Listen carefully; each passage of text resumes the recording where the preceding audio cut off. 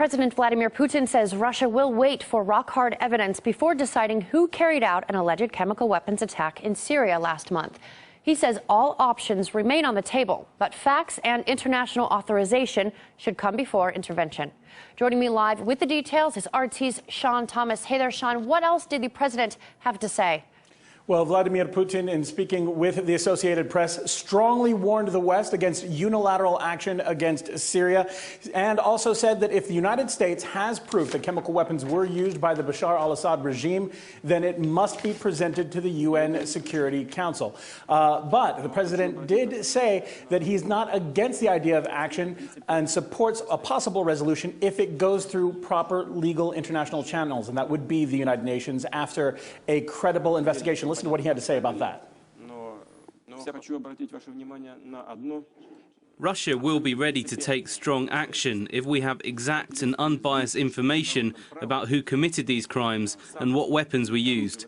We will take a principled stand, as we firmly believe the use of weapons of mass destruction is a crime. But we think we should at least wait for the UN inspectors to give their report. And speaking about the now famous video showing children having passed away, he says that this is indeed horrific video of children reportedly killed by chemical weapons in Syria. But he does say that there are questions about that video. It doesn't show who did the killing or how they were killed.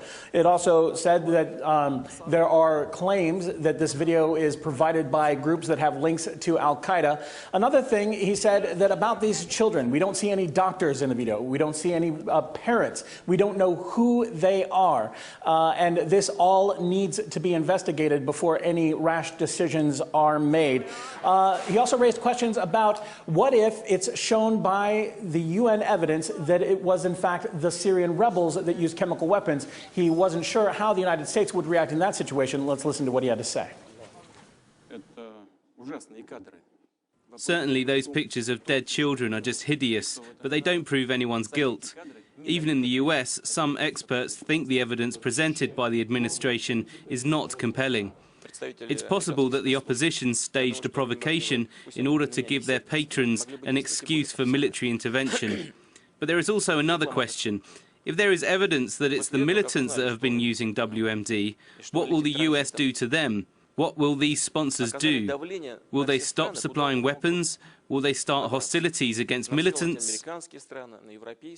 Now, keeping with this theme, the president restated his belief that he doesn't think that Assad had any reason to use illegal weapons or chemical weapons, stating that Bashar al-Assad is not desperate and that his army, the Syrian army, has been making significant advances and gains in the civil war. Now, speaking on the subject of the S-300 missile defense system, which Russia has contracts with the Syrian government, he said that some parts for that system were shipped, but they did freeze the majority of those contracts, but hinted at the fact that he might reconsider that if the West decides to get involved. Let's listen to his words.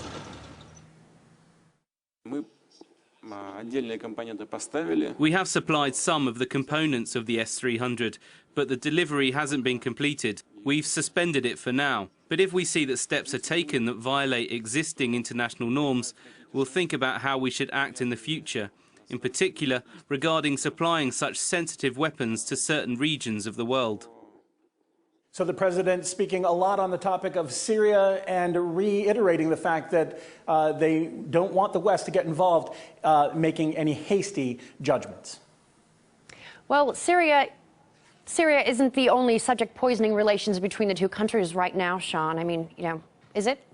Well, no, the two countries have had, well, let's say there's been troubles with the now famous reset. One of the topics is Edward Snowden. The president did have some choice words to say about that. He said that U.S. intelligence messed up their efforts to try and capture Snowden, saying that they could have allowed him to travel to a country where his security was not ensured, or they could have just intercepted him mid-air, but instead they blocked access and stopped his travel, which was a mistake on their part. He did say that Snowden was in touch with Russian officials as far back as Hong Kong, but the president himself did not know that Snowden was en route to Russia until 2 hours before that flight landed. He also said that he is not working with, or that Snowden is not working with Russian security officials inside the country, although Russia did grant him temporary asylum.